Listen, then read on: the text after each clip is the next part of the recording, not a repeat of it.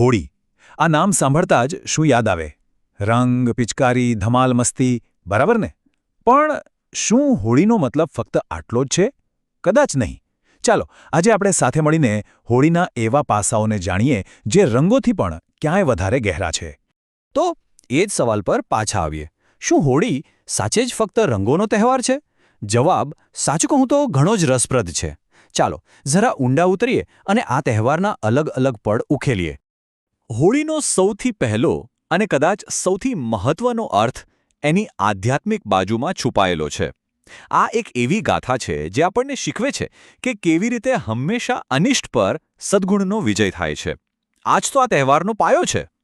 આખી વાર્તાના કેન્દ્રમાં બે મુખ્ય પાત્રો છે. એક બાજુ છે પ્રહલાદ, ભગવાન વિષ્ણુનો એક એવો ભક્ત જેની શ્રદ્ધા અડગ છે, અને બીજી બાજુ એની સામે છે હોલિકા. એને ખાસ વરદાન મળેલું હતું કે આગ એને બાળી નહીં શકે.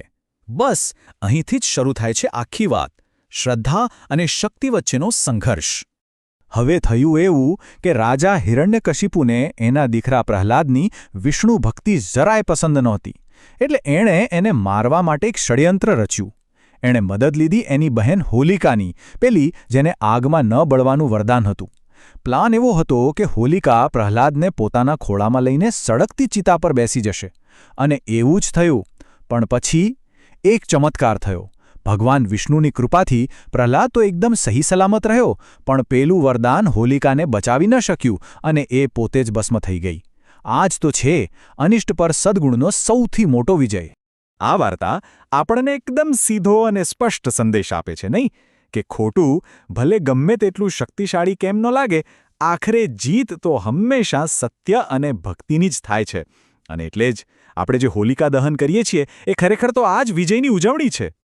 સારું, તો આ તો થઈ આધ્યાત્મિક વાત. પણ વાત અહીં પૂરી નથી થતી. શું તમને ખબર છે કે હોળી પાછળ એક વૈજ્ઞાનિક તર્ક પણ છે? હા, એનું જોડાણ સીધું પ્રકૃતિ અને ઋતુના બદલાવ સાથે છે. જરા વૈજ્ઞાનિક રીતે વિચારીએ. હોળીનો તહેવાર બરાબર એવા સમયે આવે છે જ્યારે કડકડતી ઠંડી પૂરી થાય છે અને વસંત ઋતુની શરૂઆત થાય છે. તમે જોયું જ હશે, આ સમયે વાતાવરણમાં મોટો ફેરફાર આવે છે અને આપણું શરીર પણ આ બદલાવને અનુભવે છે, એની સાથે એડજસ્ટ થવાનો પ્રયત્ન કરે છે. અને અહીંયા જ રંગોનો રોલ આવે છે. આપણે જે રંગોથી રમીએ છીએ એ ખાલી મજા માટે નથી. રંગો આપણા મનને ખુશ કરે છે, આપણો સ્ટ્રેસ ઓછો કરે છે. એક રીતે કહીએ તો આ બદલાતી ઋતુમાં રંગો આપણા શરીર અને મન માટે એક થેરપી જેવું કામ કરે છે, પોઝિટિવ એનર્જી ભરે છે. ઓકે, તો આપણે આધ્યાત્મિક અને વૈજ્ઞાનિક કારણો તો જોયા, પણ હોળીનો એક ત્રીજો અને કદાચ સૌથી સુંદર પહેલું પણ છે. એ છે એનું સામાજિક મહત્વ. આ તહેવાર આપણને એકતા અને સમાનતાનો પાઠ ભણાવે છે.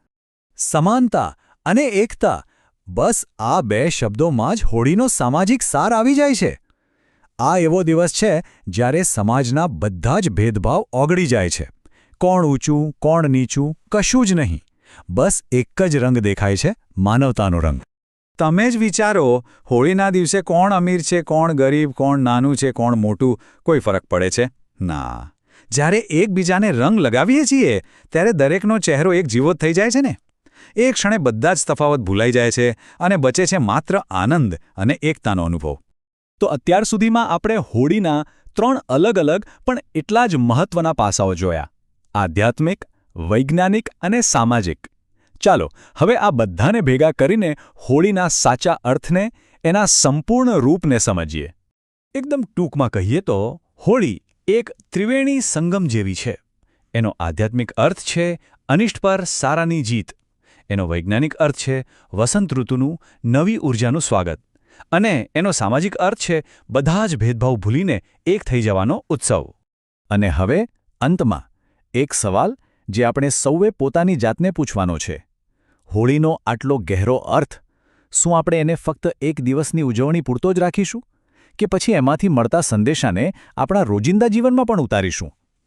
અનિષ્ટ સામે લડવું, પ્રકૃતિનું સન્માન કરવું અને બધાની સાથે એકતાથી રહેવું, આ બધું આપણા જીવનનો ભાગ કઈ રીતે બની શકે? આ સવાલ સાથે હું તમને છોડી જાઉં છું. વિચાર જરૂર કરજો.